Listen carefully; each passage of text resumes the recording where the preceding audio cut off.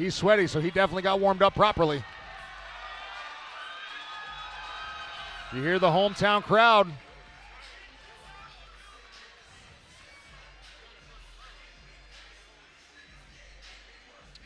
DJ Kim there, who had a big win. Dan Van Ostrand, who's going to be fighting a little bit later.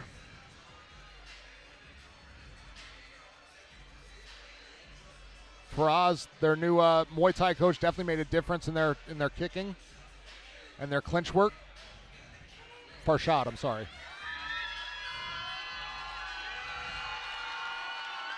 Team Jukow always brings the support, and Mukhtar is definitely ready for this fight.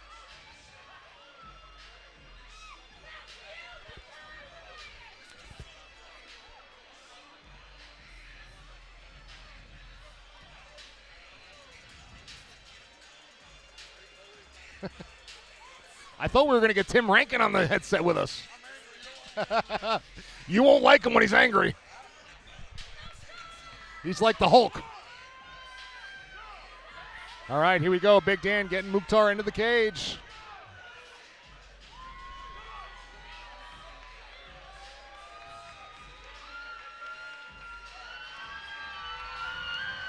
Definitely the hometown favorite in the blue corner, Mukhtar Barros. Now we're waiting for his opponent, Nicholas Oyola.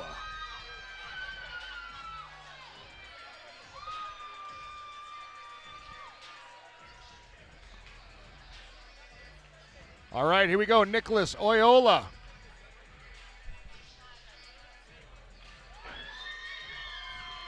He's got some crowd support too, I love it. 717 MMA.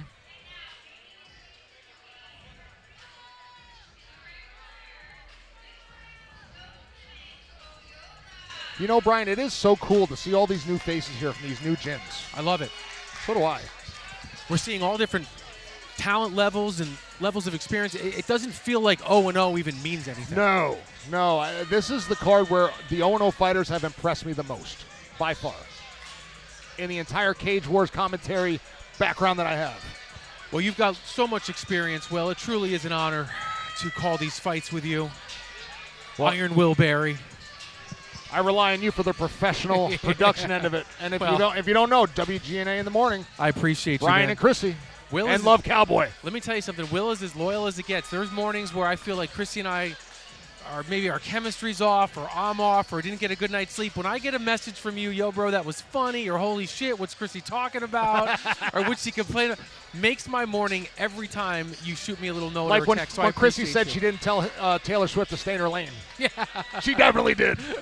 I agree with her, but. Always a good time, and thank you. Yeah, love having the opportunity to do morning radio here in the Capital Region. And I got to tell you, you guys are the best. I've tried listening to the other shows. I'll tell you what, 100.9, I just want to turn it off instantly. The guy bothers me. Yeah, I mean, you know, I don't have a comment on that. I'm just saying you guys are polished. Your show is perfect.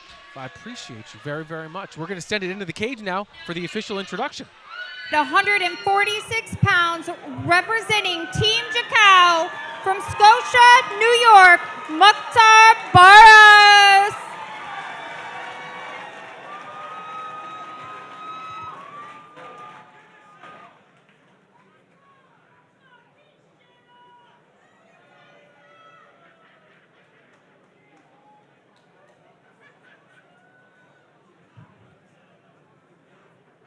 Now fighting out of the red corner at 145.8 pounds, representing 717 MMA from Harrisburg, Pennsylvania, Nicholas No Limit Oyola. All right, here we go. The third man in the cage is Mr. Keith Peterson. Interesting crowd reactions, too. Yeah, 717 brought some people. Sure did. The fans are fired up for this one. How do you handicap this one, Will? It's really tough because I don't know a lot about Oyola. Yeah.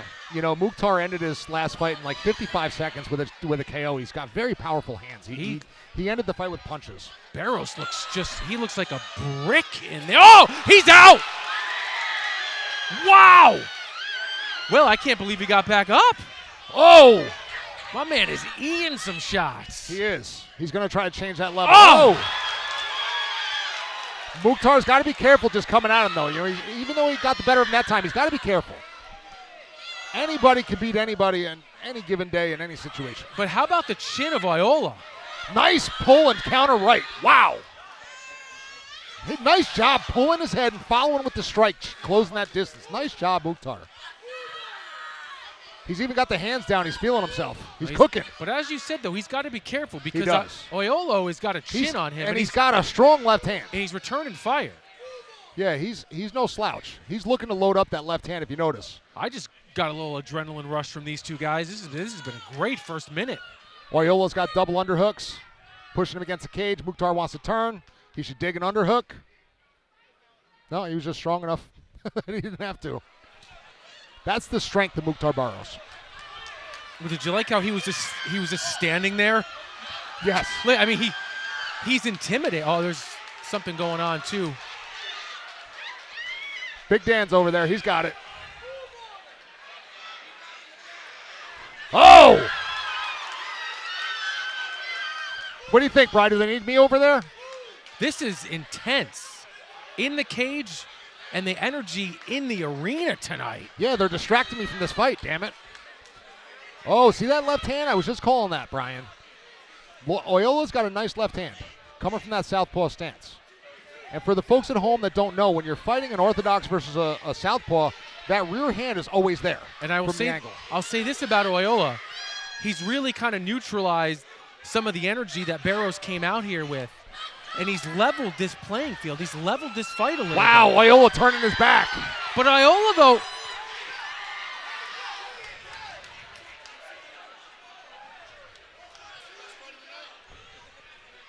All right, here we go. Oh, that left hand again. He's got to be careful. He kicked him on the way in, but.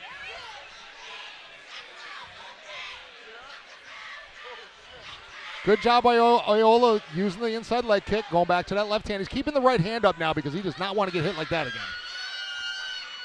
Mukhtar doing a good job keeping his distance, staying just out of range. Final 10 seconds coming up. Mukhtar is very aware of his distance. You'll see him make a small step back when Oyola's about to throw. See that? Nice head pull. Ooh. Whoa! That wasn't much. He pulled up. He back. pulled. Yeah, he pulled. Will, I'll say this. Barros may have won the round, but he seemed to tire a little bit in the last 35 to maybe 45 seconds. Well, again, when you have that much muscle, you're being explosive, and you have those nerves. Like, you've just knocked him down several times. Mm-hmm. You know, there's that adrenaline. You can't help. That adrenaline can't run for that long. There's bound to be a little bit of a letdown until your energy can recirculate. And credit to Nicholas Oyola, who ate some big shots and doesn't seem any worse for the wear. Well, and he made some adjustments. You know, he didn't keep doing the same thing he did. He put that right hand up in the high guard. He was using the inside leg kicks. He was trying to set up that left hand straight because he knows that's going to be there. And the only thing that, you know, really stopped that from happening was Mukhtar's awareness of his distance. We're getting set for our second round in what has been one of the more entertaining fights so far, at least the first 3 minutes. Oyola in the red, Barros in the blue. Barros, the bigger, stockier fighter, lots of power. And Barros has shown that he'll accept a little punishment to trade back and forth with you, but I think in doing so, he let Oyola back in this fight possibly. Now you see where Oyola's right hand is though, right? He does not want to take any more of that. Nope. And again, good adjustment by Oyola. You know, he's starting to read Barros a little bit. Barros has got to get back to his game plan, not take anything for granted. I'm really impressed with the chin of Oyola here. Whoa, nice left hand by Oyola. Uh-oh. Barros looks a little punch drunk out there, doesn't he? He looks a little bit slower, and Oyola looks, you know, a little bit more energized right now than he was. Big time. Oyola is... Oh! This is wild. He was almost out on his feet. Oh, my God. And he applauded the punch. This is awesome. Yeah, this is great. Awesome. These novice fights have been as good as some of the main card fights. Nice inside leg kick by Barros. Listen, I mean, styles make fights, and both of these guys came here to brawl. They're both dogs. They're here for a fight. Nice job by Oyola following that kick up with that left hand. What a night. It's a full moon, ain't it, Will? It is. Something is just a little bit kooky, making it interesting. Nice right hand. He's looking for that right hand to end it. Both men just trading big shots in the center of the cage. Without a doubt, our best fight of the night. Yes. Good head movement by Barros. Hands a little bit low, but again, I don't necessarily think he's respecting Oyola's power yet. Coming up on 1 minute. Barros definitely feeling it a little bit. Oyola seems to have a little bit more energy at this point. The issue with Barros is that the output has slowed down tremendously. He's just not punching anymore. Well, when you throw that many punches with bad intentions, you're bound to gain some level of fatigue. Agreed. And it wasn't like he just expended a bunch of energy without doing any damage. I mean, he hurt Oyola a couple times. That would have stopped lesser men. That would have stopped lesser men for sure. And I think there was a low blow. I may have missed it. No, I saw him graze it, and it was close for sure. And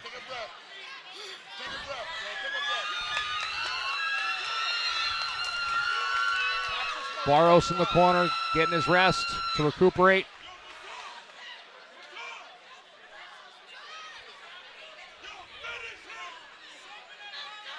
That might have been a good little break for Barros right there.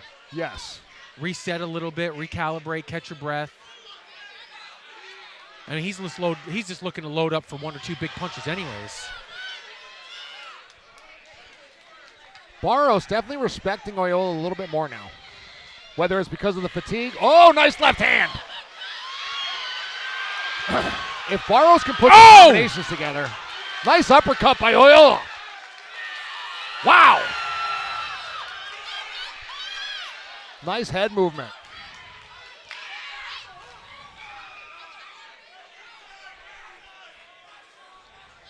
Well, this could go down. This is one of the great striking matches that you'll see at Cage Wars, without a doubt. Especially from novice. Without a doubt. This has been a real special. This has been a good one. Dead even, if you ask me. 1 round each. Yes, yeah. I agree. Great fight. To me, it's going to be who's got more energy left for the third round.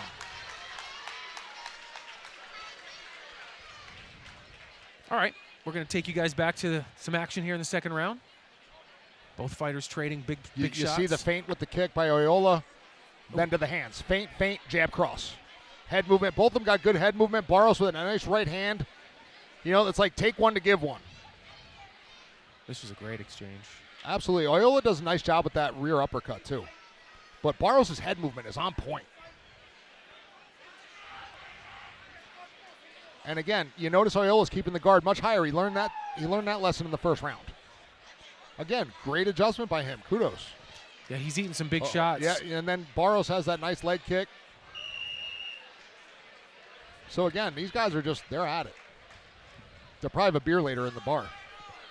This is one of those fights where afterwards, like, yeah, they're going to have a beer. This is a respect fight, absolutely.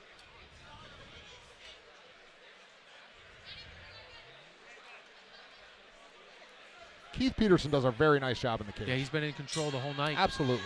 A striker's delight, third and final round. It's my favorite.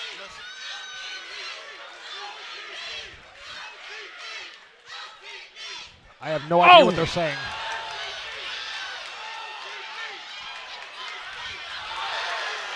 He's looking to do some capoeira. Barros' mouth is open, though. If I'm both these guys' corners, I'm telling them, you got to go out here and win this round. You got to steal it. Barros is bleeding. He's leaking. Both these guys just been eating shots the whole night. And if you notice, Barros is much more on his back foot than he was in the first 2 rounds. Oyola's stalking him. Barros is trying to counterpunch, but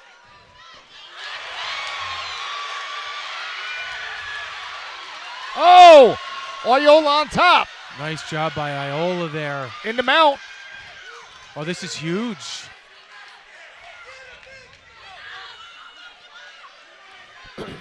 He's trying to isolate that left arm of Barros. Barros trying to roll him. Can he get to his knees? But look at the heart of Barros, too, not accepting And the position. And the strength. Look at this. Both men have a minute and a half in the third and final round of what has been a dead even fight so far. I wouldn't want to judge this one. Well, they've had a tough time with the easy ones. I'll tell you what, if Barros wants to win this fight, he's got to win this last minute. Because up until now, Oyola's had the more memorable shots. Without a doubt. That's another right shot. That's 2 now. That could be a point. Nut shot. I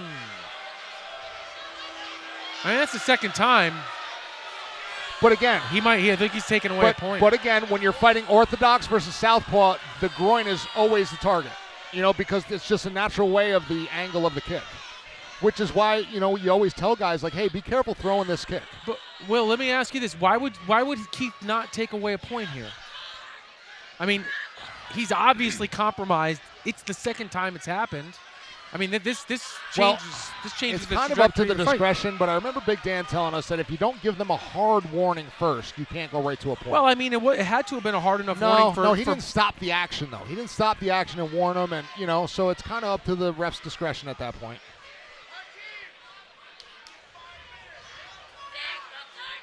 I wonder if anything ascended.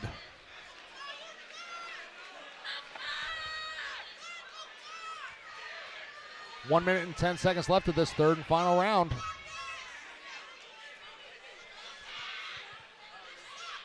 Oh, for Barros, at the very least, this will give him, I guess, an opportunity to re-energize, but he does appear to be compromised from that low blow.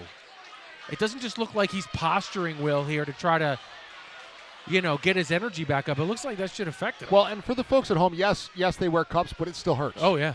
Not as much as if you didn't have the cup, but it still hurts. And he does have up to 5 minutes. The last time this happened, he only used about a minute or so. And he's ready to go. Here comes Barros. Crowd's going to love it. Now he's going to warn. Oh, maybe he's going to take a point. Oh, good. Yep. Wow. That's the right thing to do. Wow, this could end up as a tie. As a no decision, basically. He was jawing with Keith a little bit, not agreeing. And I think that's the right decision. I do too, but again, it is the discretion, and I wouldn't have been surprised if he didn't.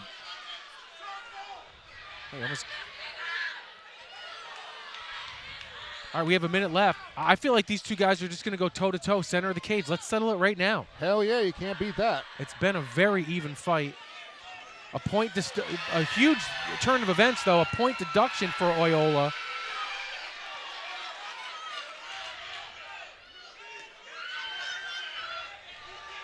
Oyola right now just appears to be just kind of being content, like watching these final 30 seconds. You would think that after the timeout, chance for both men to get re-energized, Oyola would have a little bit more fervor here. He needs probably to stop him, considering the point deduction. Yes, but again, if the judges are seeing as we're seeing it, it would be a no decision or a tie, basically. Because it would end up being, 9-9 for that round. And That's assuming they were each up 1 round to 1 round. I don't know how you score this third round. Didn't have a whole lot of flow. Exactly. I had Oyola ahead before that groin shot. Well, I guess we'll find out. As you said, I wouldn't want to be a judge right now. That's a difficult thing to score. I mean, it's a little bit easier, I guess, with a point deduction. So you're looking at a 10-8 possibly for Barros this round. It'd be hard to find a path for Oyola to win this fight with the point deduction. And as you said, I guess a draw is certainly a possibility. I just think simple math, this has got to be a Barros decision, right? The fight was so close, a point deduction? No, but again, I think if Oyola was leading that round, he would have got 10. With the point away, it's 9. If they each won a round leading up to that, it's a tie. So it all depends on what the judges saw. Or didn't see. They tabulate the scoring right now, which I'm sure might take an extra moment or two. with the point Doctors deduction. checking on the guys, Yeah. getting ready to bring them to the center of the cage. I will say this: both guys brought it. This was a very good Listen, fight. even the doctors are trying to hype up the crowd. That's when you know it's a good fight. When the doctors are raising the roof. That was a good one.